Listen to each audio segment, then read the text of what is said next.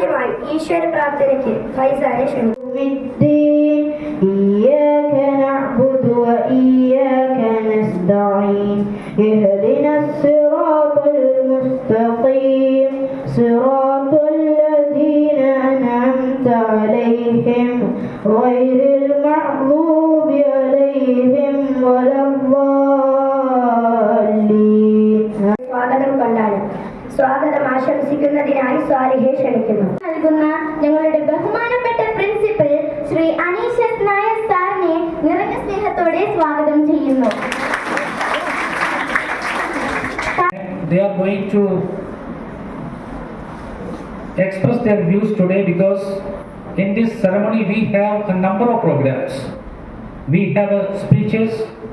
Students will come, they will speak about Kerala Piravi special day, and along with they will also perform group song. So once again I wish all of you on this auspicious occasion that the first we are going to inaugurate our horticulture garden in presence of all the guests which we have today, and the second one our program which we will start. So this not more than that 2 hours programs will be there which we will conclude on 12 o'clock. So you all will enjoy this program by presentation, the part of the presentation, the part of the group song, and after that we will enjoy our Kerala Piravi Day. മാതൃകാപരമായ രീതിയിലാണ് നമ്മുടെ school സംഘടിപ്പിച്ചുകൊണ്ടിരിക്കുന്നത്. അതുപോലെ തന്നെ നമ്മുടെ ഏറ്റവും മഹത്തായ ഒരു project നമുക്ക് എല്ലാവർക്കും അറിയാവുന്നതുപോലെ പീസ് ബില്യൺ ട്രീ അപ്പീൽ, അതിൻ്റെ ഭാഗമായി ഇതിനോടകം തന്നെ 10,000-കണക്കിന് വൃക്ഷത്തൈകൾ നമ്മൾ നമ്മുടെ സ്കൂൾ മുറ്റത്തും അതുപോലെ തന്നെ പരിസര പ്രദേശങ്ങളിലും നമ്മുടെ അയൽപ്പക്ക വീടുകളിലുമൊക്കെ നമ്മൾ ഇതിനോടകം തന്നെ നട്ടുപിടിപ്പിക്കുകയുണ്ടായി. ഇന്ന് ഈ സുദിനത്തിൽ നമ്മുടെ ഈ പരിപാടി ഉദ്ഘാടനം ചെയ്യാനായി എത്തിയിരിക്കുന്നത് കേരള പിറവി ദിനാഘോഷം ഉദ്ഘാടനം ചെയ്യാൻ എത്തിയിരിക്കുന്നത് നമ്മുടെ ബഹുമാന്യനായ നമ്മുടെ വാർഡ് മെമ്പർ ശുഭലാ സാറാണ്. അതുപോലെ തന്നെ നമ്മുടെ കൈമുറ്റം ജൈവ പച്ചക്കൃഷി അതിൻ്റെ ഉദ്ഘാടനം ഏറ്റവും അതിനർഹനായ ഒരു വ്യക്തിത്വം, നമുക്കെല്ലാവർക്കും മാതൃകയാകേണ്ട, പ്രോത്സാഹനമാകേണ്ട, നമ്മുടെ സംസ്ഥാനത്തെ കലാലയ വിദ്യാർത്ഥിക്കുള്ള കർഷകശ്രീ അവാർഡ് നേടിയ പ്രിയങ്കരനായ വിഷ്ണു സഞ്ജയാണ്.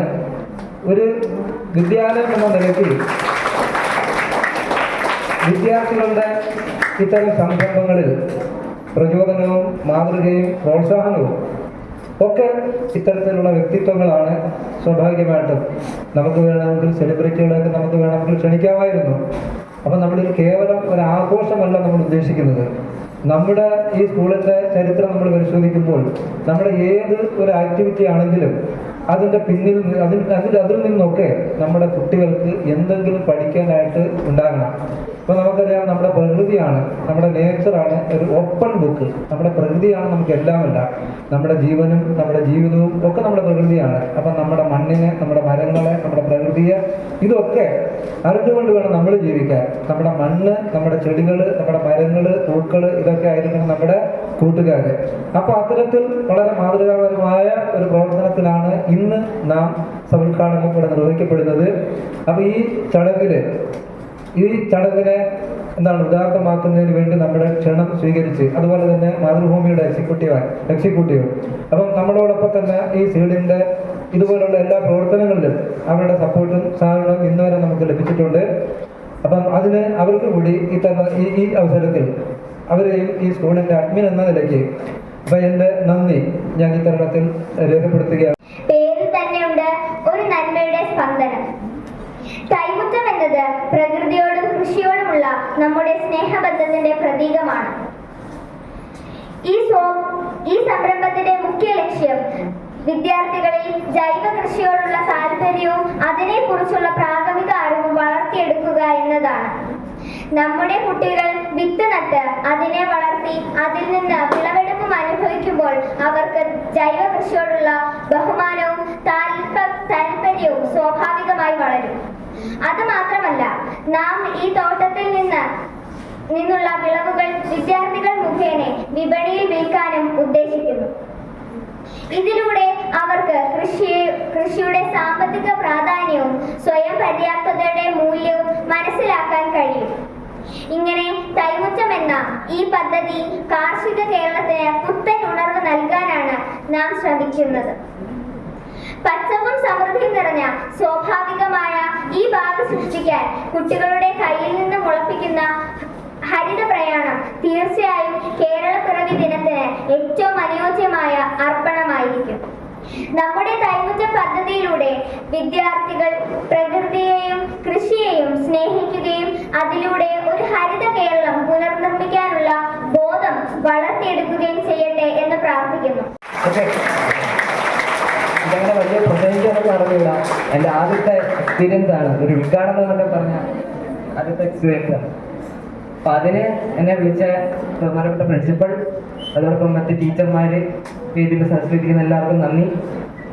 അപ്പോൾ കൂടുതലൊന്നും ഞാനത്ര വലിയ ഇതൊന്നുമല്ല, സിമ്പിൾ സാറെന്ന് പറഞ്ഞത് സിമ്പിളായിട്ട് ഒരു സംഭവം പിള്ളേർക്ക് മനസ്സിലാവുന്ന രീതിയിൽ സാർ പറഞ്ഞത് ഞങ്ങളുടെ പിള്ളേർക്ക് പറ്റിയ ഒരു സ്പീച്ച് കൊടുക്കണം, അവരെ കൃഷിയിലോട്ട് ഇറക്കണം. പക്ഷെ ഞാൻ നോക്കിയിട്ട് സാർ പറഞ്ഞ പിള്ളേർ തന്നെയാണ് ഈ തൈമുറ്റം എന്ന പേര് സജസ്റ്റ് ചെയ്തതെന്ന് പറഞ്ഞു. അത് വലിയൊരു കാര്യമാണ്. കാരണം ഈ കൊച്ചു പിള്ളേരെ ഇത്രയൊക്കെ പറയുന്നതൊക്കെ വെച്ച് കഴിഞ്ഞാൽ അവർക്ക് അതിനകത്തൊക്കെ ഇൻട്രസ്റ്റ് വലുതാണ്.